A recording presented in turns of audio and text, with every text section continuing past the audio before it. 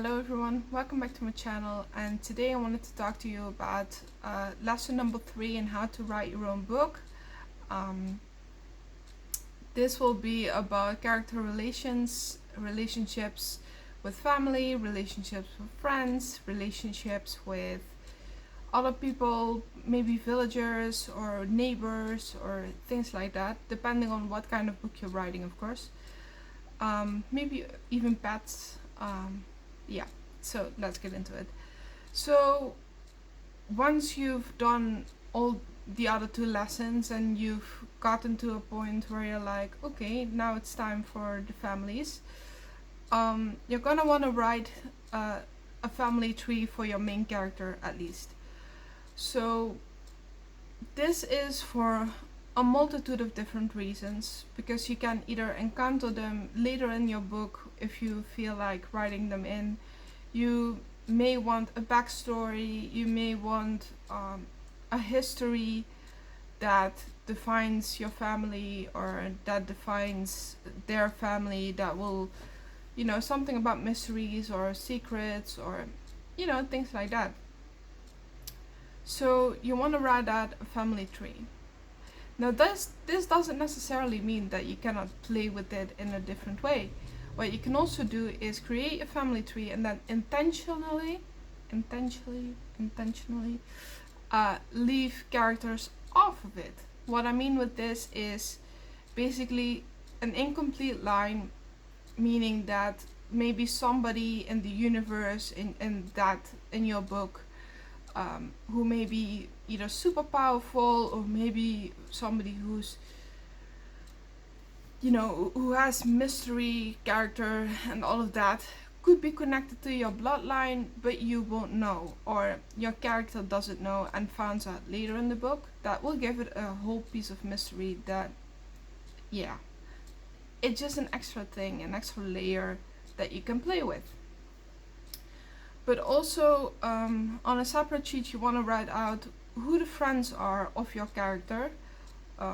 If you have only one main character, that is. Of course, you can have multiple, you can have relationships with romance, you can do it with pets. I specifically love the relationship that Violet Soaringale has with Tern. So Tern and Andarna. I hear fireworks. Okay, don't get me wrong, it is the 4th of July, but this is the Netherlands. We don't do 4th of July, so yeah, interesting. Kinda wanna go outside, but that's not. Sorry, I get very easily distracted. I apologize. Back to the lesson. So, give me a moment. So what you want to do is, once you've created your families and your friends, you kind of want to make a little bit of a friend like list, or even friends of friends, right?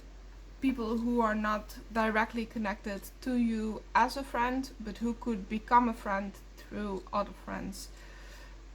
Again, it all depends on what kind of a book you have, what kind of bond you have.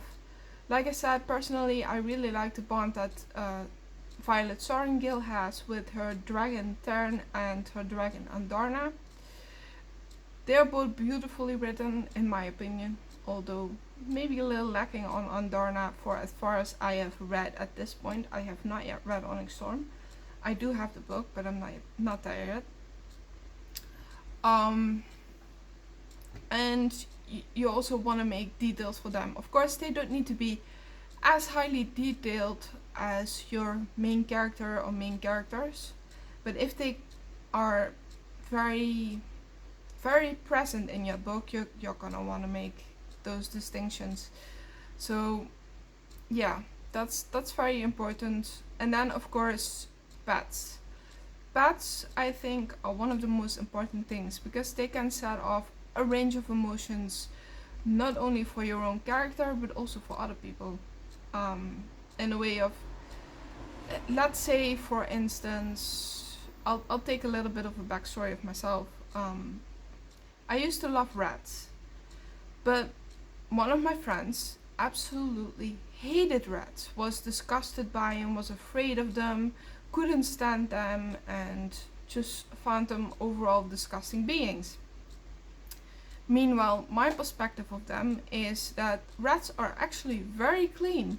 They are very hygienic, they are very loving, very loyal, and you know, my rats never left me. They would always come back to me. They would often escape the cage. Yes, they escape the cage very easily. They're little escape artists, if you don't know this.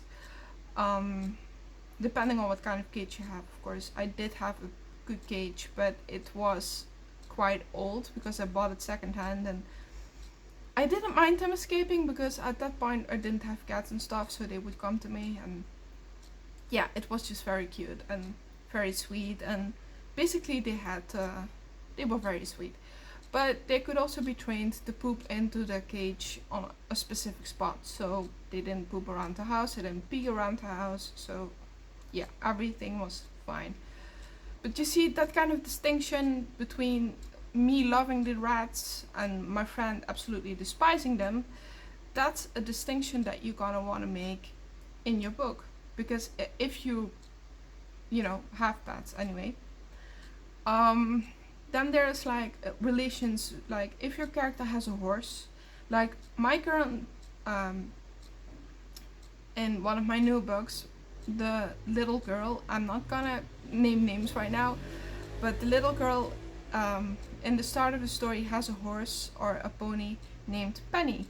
And if you don't know this, I got the name Penny from a YouTube subscriber of mine who is absolutely lovely, and I hope that she's okay. I haven't heard from her for a while, but yeah, her name is Penny on the channel, on her channel. I should check. Maybe I can give a better shout out. Give me one moment and I will see. So,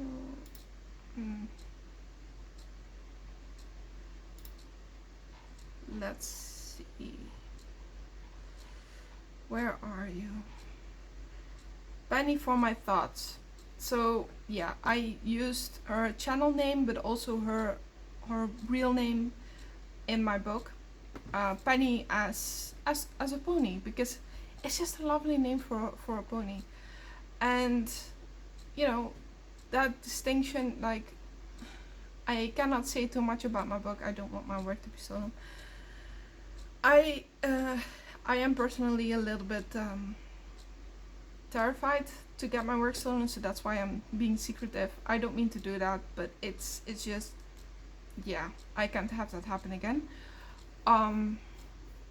But the relationship between her and her pony are the best bond that they could possibly have, because she got that pony as a foal, and basically her parents owned the parents of this foal, and when the foal was born and the parents were either old or had to be sold, the foal, which was now a yearling, came to them, and basically Penny was allowed to keep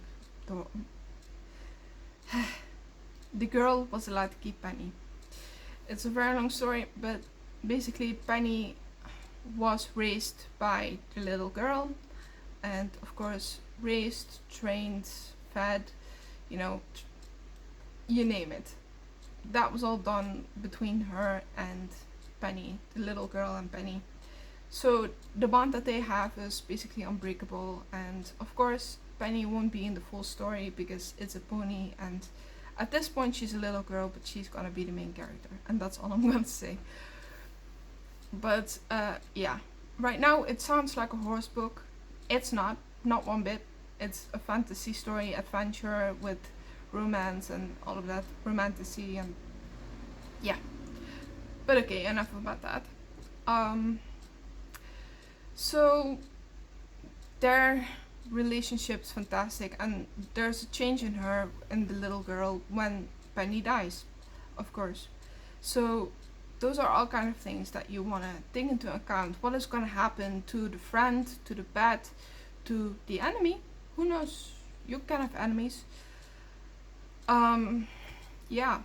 So what I'm basically trying to tell you is those characteristics, those relationships have a really, really strong effect in your book. And so you want to do them right. And especially when you write in villains or evil characters or, you know, good guy gone bad, bad guy gone good, maybe morally grey. You never know. I mean, I don't personally know how to really write a morally grey character. I find it difficult because I think I don't fully understand the concept and I wouldn't know really how to write that. It's either good or bad, or good gone bad, or bad gone good, or maybe both. Good gone bad and then back to good. You never know. Maybe there was a reason. Maybe there was something that happens.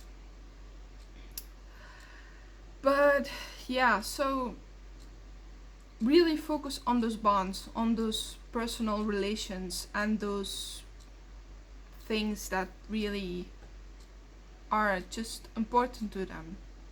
And with that, also important things or things that may be important to the friends or to the horse. Maybe the horse gets sick. Maybe the horse gets beaten. That's that painted a bit of a bloody picture in my head, and I need to get rid of that. But things like that, anything that can affect a character, any relation type of thing, is important. So another thing that you can do is basically when you have a friend or you write in a best friend and say that best friend has a horse, now you can go on a ride with the both of you, right? Things like that. And if something happens to their horse, you see how it affects a friend, and then you need to write in what your character is going to do to help that friend.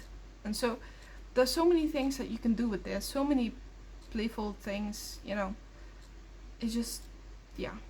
I'm sorry if I'm being difficult. I hope I'm not. I'm hoping that I explain it well. I know that explaining is not always my best suit, but it's the best that I can do right now. But yeah, so to explain a little bit of a dynamic between me and my dad. So just for research purposes, if you want to hear this, of course. If you don't, that's fine. So my dad is very difficult in a way of, I often describe him as a dragon. He is often in control.